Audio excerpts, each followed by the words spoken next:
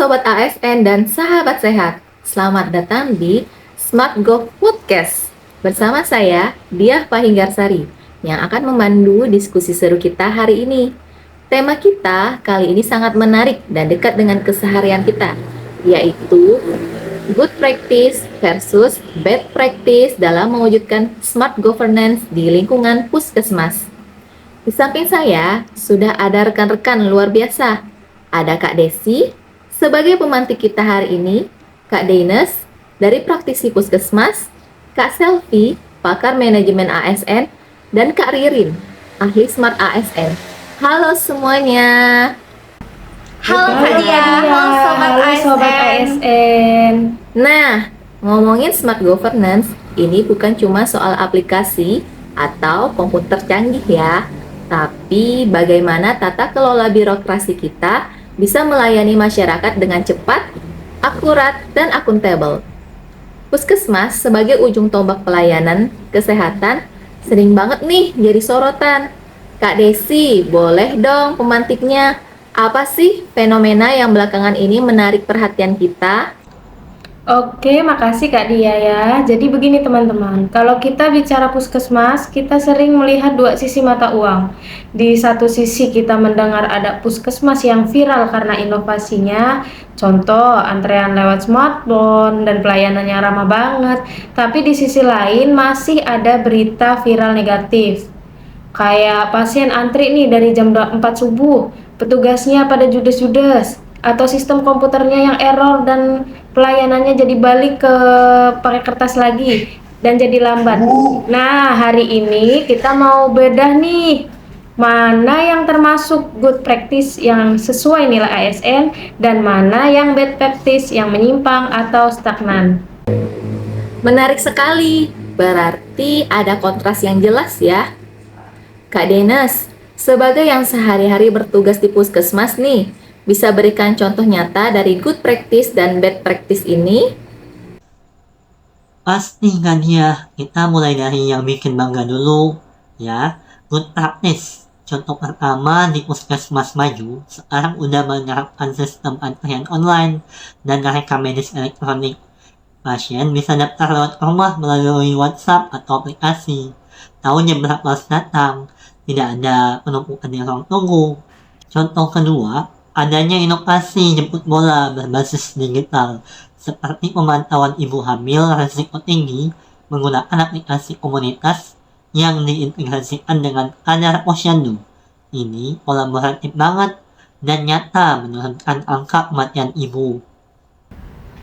Wah, keren. Tapi kalau bad practice-nya bagaimana, Kak? Jangan ditutupi ya, biar kita bisa belajar bareng-bareng.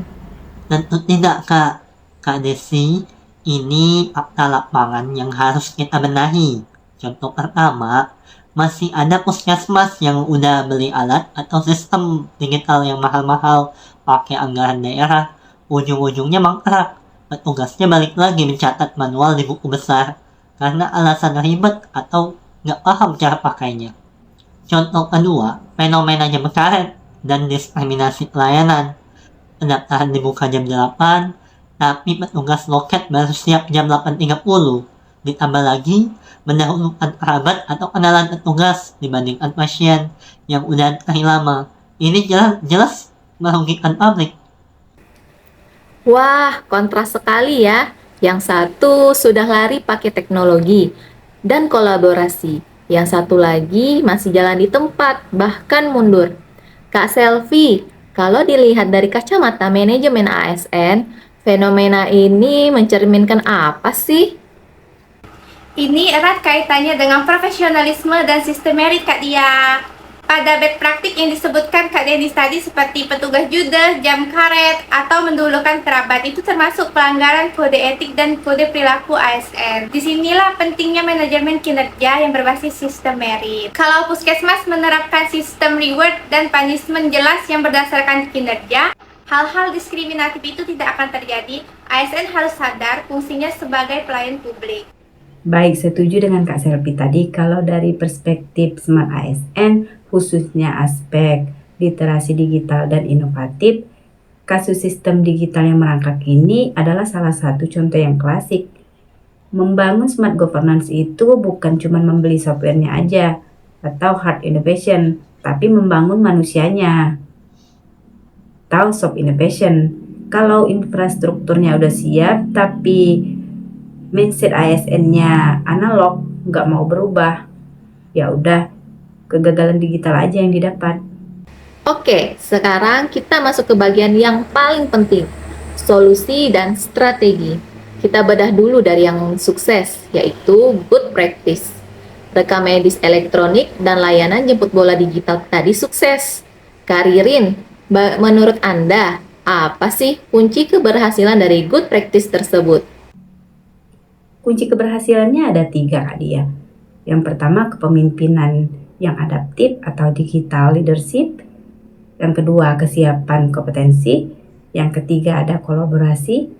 Untuk kepala puskesmas, harusnya melek untuk digital dan berani melakukan perubahan. Kemudian adanya pelatihan yang konsisten untuk staf. Dan yang gak kalah kepentingnya adalah adanya kolaborasi, melibatkan kader, masyarakat, dinas kesehatan. Ini adalah efisiensi dari Smart ASN yang pilar utamanya adalah adaptif terhadap teknologi demi efisiensi publik. Nah, pertanyaannya, kalau di satu puskesmas sudah sukses, gimana nih cara menularkan atau mereplikasikan ke puskesmas lain yang mungkin masih tertinggal? Kan kasihan tuh kalau cuma satu daerah aja yang maju. Nah, ini tugas manajemen ASN tingkat daerah. Kita bisa menggunakan strategi benchmarking and transfer knowledge. ASN dari puskesmas yang masih kurang berkembang dikirim untuk belajar atau kursus di puskesmas good practice ini. Selain itu, bisa buat sistem rewarding di tingkat kabupaten atau kota. Misalnya, Puskesmas Inovatif Award.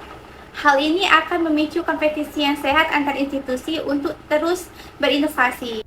Pemerintah pusat juga sekarang sudah mewajibkan standarisasi RME secara nasional. Jadi regulasi memaksa semua untuk naik kelas. Wah, luar biasa ya. Sekarang kita beralih ke hal yang pahit tapi penting. Bad practice. Kasus sistem digital mangkrak dan pelayanan jam karet. Kak Selvi, apa sebenarnya akar penyebab kegagalan ini jika dilihat dari sisi internal ASN? Jadi penyebab utamanya comfort zone atau zona nyaman dan lemahnya pengawasan kinerja. Banyak ASN merasa, saya gaji juga begini, gajinya juga tetap, tunjangan juga turut. Kenapa sih saya mau repot-repot belajar komputer? Tidak adanya konsekuensi tegas terhadap kinerja yang buruk membuat praktik stagnan ini langgeng. Jadi ini masalah mentalitas pelayanan yang belum berorientasi pada core value ASN berakhlak, khususnya nilai kompeten dan accountable. Lalu Kak Ririn, dari sisi penerapan teknologi dan smart ASN, bagaimana kita bisa mencegah agar anggaran negara tidak habis untuk sistem yang akhirnya mangkrak? Apa alternatif terbaiknya? Nah, mulai sekarang mitigasinya adalah user-centered design dan pendampingan yang berkelanjutan. Sebelum bikin atau beli sistem, tanya dulu ke petugas puskesmas dan pasien apa yang mereka butuhkan.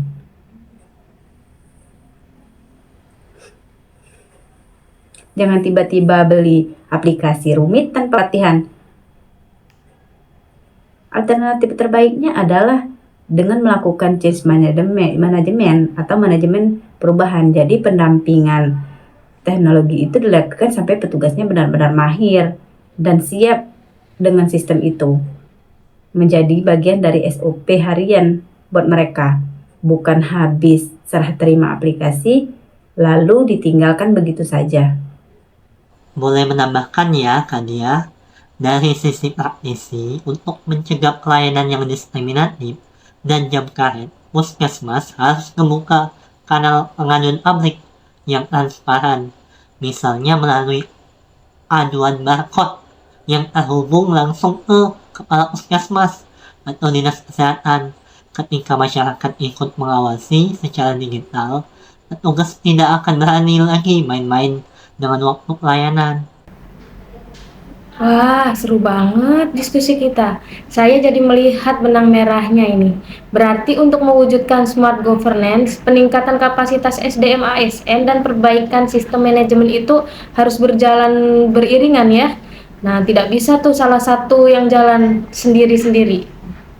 Yaps, betul sekali Kak Desi. Jadi melalui manajemen ASN yang baik, kita bisa menyaring, melatih, mendisiplinkan manusia melalui sistem merit. Jadi kita pastikan untuk orang yang memimpin puskesmas itu orang yang kompeten. Jadi bukan karena kedekatan politis atau nepotisme. Dan dari sisi smart ASN, kita membekali manusia-manusia yang unggul tersebut dengan kemampuan adaptasi teknologi, integritas yang tinggi, serta pemikiran yang inovatif. Gabungan antara regulasi manajemen ASN yang tegas dan kultur kerja ASN yang fleksibel dan digital akan otomatis mengeliminasi dari bad practice dan akan melipat gandakan good practice. Dan ujung-ujungnya yang paling diuntungkan adalah masyarakat. Pelayanan kesehatan di puskesmas jadi lebih cepat, ramah, mudah, dan bermartabat. Itulah esensi sejati dari smart governance. Luar biasa sekali konklusi dari rekan-rekan semua. Sobat ASN, kesimpulan diskusi kita hari ini jelas.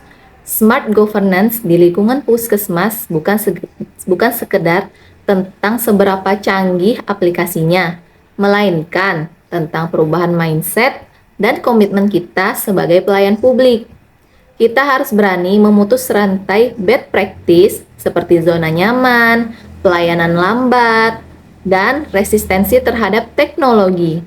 Di saat yang sama, mari kita replikasi dan perluas good practice melalui kolaborasi, pemanfaatan teknologi yang tepat guna, serta penerapan nilai-nilai ASN berakhlak secara konsisten.